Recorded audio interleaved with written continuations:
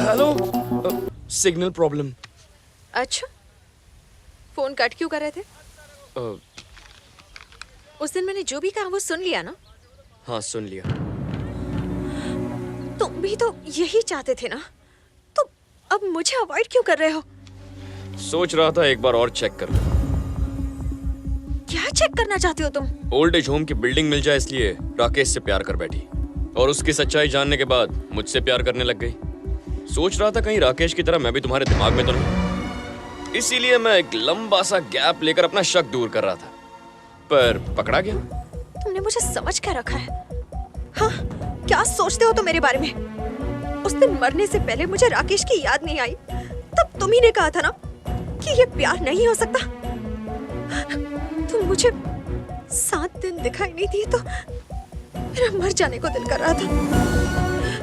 इसे तो प्यार ही कहते हैं ना। तुम्हें कोई और मिल गई है क्या? तुमसे कुछ पूछ रही हूँ मैं, जवाब दो, कुछ तो बोलो टोनी।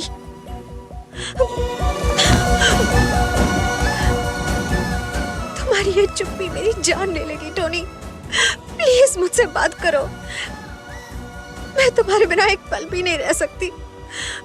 वादा करो कि तुम मुझे छोड़ के कभी नहीं जाओगे।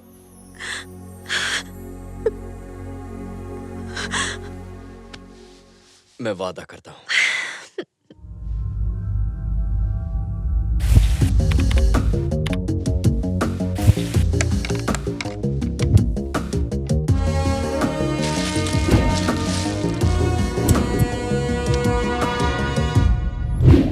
डॉगफादर नहीं, गॉडफादर। अब आगे क्या होगा? एक तो वो हत्यारा अभी तक नहीं मिला, उसके ऊपर ये नया पुलिस ऑफिसर हमारा ब्लड प्रेशर ऊपर नीचे करता जा रहा है। धरती फिर से हिल रही है भाई। अरे ये बाल में आप फिर से आ गया।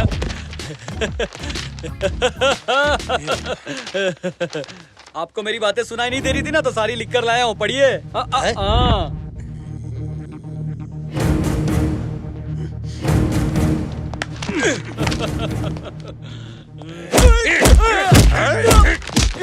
अबे 4 क्लास क्या पढ़ लिया तू? अपने आप को बड़ा पढ़ा लिखा समझता है क्या? तुझे पता नहीं कि काला अक्षर मेरे लिए भैंस बराबर है। भैंस से कहीं के छोटे तू आया तो मुझे याद आया कि आज मेरी गली में चांद निकला। ये गूंगा मेरे 12 बजा रहा था। पर 12 तो इसकी शक्ल पे बजे। अरे इसकी शक्ल ही ऐसी है। कल गूंगा बनकर मोना एक्टिंग कर रहा था और आज ये लव लेटर लेकर आया है। देखो ये हिंदी में लिखा है, फारसी में। अबे चुप इधर से। जरूर मेरी बुराई की होगी इसने। तूने अभी तक नहीं बताया? मुझे तो लगा कब का बता दिया होगा। क्या नहीं बताया? कुछ नहीं झुन्नू भाई, इरफान और उसके आदमियों को और मिनिस्टर और उसके बेटे राकेश को किसने मारा वो लिखा है इसमें। उन्हें किसने मारा? मैंने। और किसने? तुमने? हाँ झुन्नू भाई। देख छोटे, ये कॉमेडी का वक्त नहीं है, मैं फुल ट्रेजेडी के मूड में हूँ। मैं कॉमेडी क्यों करूंगा? आपको यकीन नहीं होता ना?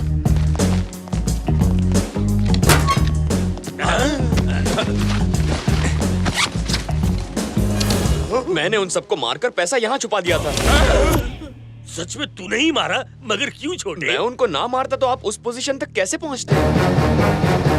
पर मैंने तो तुझे अपना सपना कभी नहीं बताया था। आपने नहीं बताया, फिर भी मैंने जीबी को मारा। वो जीबी मेरी गोली से नहीं मरा। ओहो, आपको लगता है आपने उसे मारा?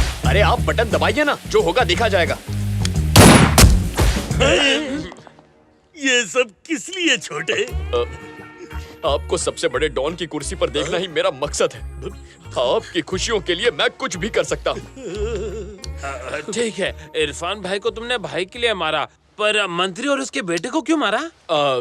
मैंने सोचा इरफान की मौत के बाद मिनिस्टर जिंदा रहा तो बहुत दुखी होगा, इसीलिए रहम खाकर मार दिया। अपने डर को भगाने के लिए तुम लोगों को धोते हो ये तो मालूम था, लेकिन रहम आने पर जान ले लेना, ये क्या है? हर कैरेक्टर को ऐसे ही मारते रहेगा तो फिल्म आगे कैसे बढ़ेगी? अगर तू ये सब मेरे लिए कर रहा है तो वो पुलिस ऑफिसर मुझे कुत्ते की बहुत मारेगा। गन दिखा के कहेगा तेरा क्या होगा कालिया, तो मैं क्या जवाब दूंगा? डर लगता है तो उसे मार दीजिए भाई। आपके लिए तो मैं उस पुलिस ऑफिसर को भी मार दूं। आप टेंशन मत लीजिए भाई, मैं हूं ना, मैं सब सेट कर दूंगा।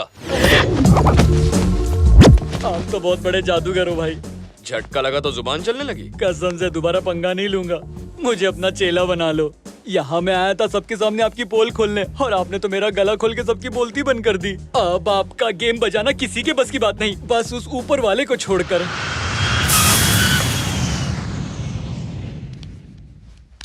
जहाँ तक मैं जानती हूँ इनकी किसी से कोई दुश्मनी नहीं थी।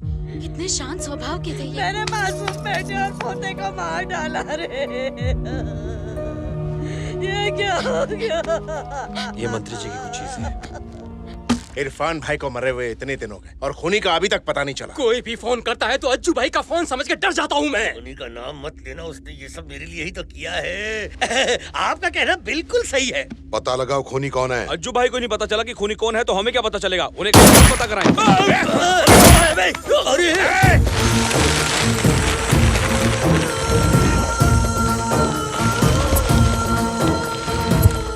वो कौन है पता चला? मालूम नहीं बोल। 20 दिनों से मैं यही बात सुनता आ रहा हूँ। मेरे भाई की मौत से ज्यादा मुझे इस बात का अफसोस है कि उसके खूनी का अभी तक पता नहीं चला। ये बात मैं फिर से सुनना नहीं चाहता। अब बताओ मुझे, पता चला या नहीं? पता चला या नहीं? ये तो मैं बड़ी असमंजस में फंस गया हूँ। बताऊंगा तब भी मरूंगा और नहीं बताऊंगा तब भी। इस खामोशी से दिमाग और भी चकरा रहा है। अगर हमें थोड़ा बस करो, तुम लोगों से नहीं होगा इसलिए मैं खुद आया हूँ। ये गैंग वॉर नहीं है, किसी एक आदमी का काम है। मैं उस आदमी को 24 घंटे में पकड़ लूंगा और तुम लोग तब तक यहीं रहोगे। ये बात तुम लोग अच्छी तरीके से समझ लो। आपको कुछ भी याद आए मुझे इन्फॉर्म कीजिएगा। 10 दिन में शादी करके राकेश घर बसाने वाला था। मैंने कितना मना किया था, मेरी बात नहीं सुनी। ये सब उस लड़की की वजह से ही हो रहा है। कितनी बनौती थी, मेरे बेटे को कहाँ गई? राकेश की लव स्टोरी का क्या चक्कर है? उन दोनों की शादी होने वाली थी लेकिन फिर वो लड़की किसी और लड़के से प्यार करने लग गई सर। कौन है वो? लड़के का नाम टोनी है। टोनी? ये उसकी फोटो है। इसका नाम टोनी है सर। 1 साल से मुंबई में दिखाई नहीं दिया।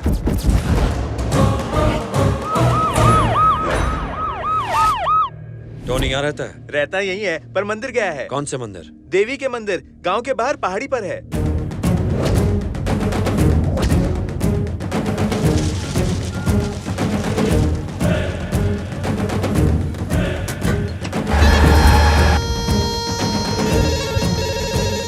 उस टोनी की मुझे सारी डिटेल्स चाहिए immediately. Okay sir. Prabhu the great, Ajju भाई ने ठान लिया है कि वो अपने भाई के खूनी को मार देगा और टोनी ने ये सब मेरे लिए तो किया है। अगर टोनी भाई के हाथ लग गया तो हम भी खत्म हो जाएंगे। हम उस पुलिस ऑफिसर या अज्जू भाई के हाथ ना लगे इसलिए इतनी दूर आपकी शरण में आए हैं प्रभु द ग्रेट। अब आप ही हमारी रक्षा कीजिए। 10 बार इस मंदिर की परिक्रमा कर लो, सब ठीक हो जाएगा। ये लड़का बेटा हम दोनों शादी करने वाले हैं। अच्छा, अपना हाथ तो दिखाइए। रहने दीजिए, मैं ये सब नहीं मानता। अरे हाथ आगे करो ना। देखिए, इस टेढ़े की हाथ की रेखाएं सीधी नहीं होंगी। देखने में तो नहीं लगते पर हो तुम बहुत टेढ़े। हाँ, आपने तो मेरा ही डायलॉग मारा।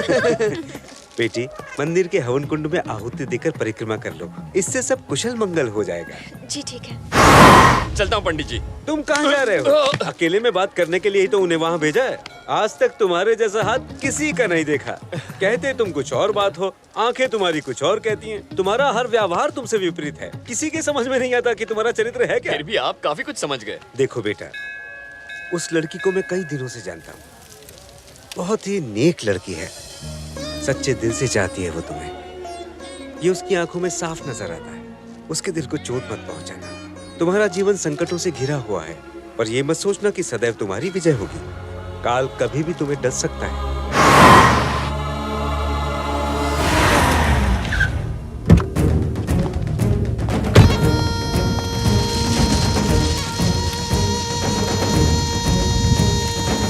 लगता है ये पंडित पहले जिम में ट्रेनर था। तभी तो 100 बार परिक्रमा करने को बोला है। पहचान गया तो कुत्ते की बहुत मारेगा।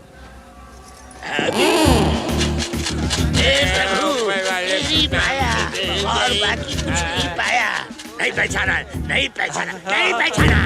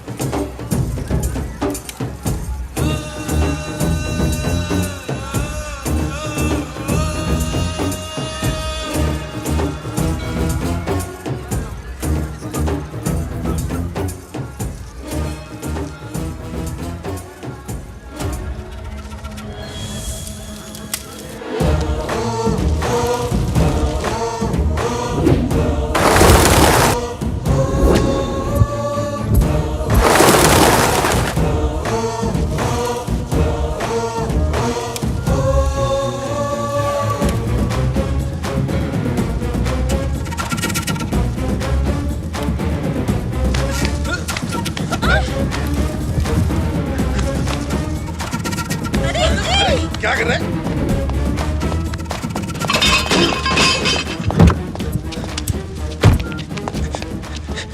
हेलो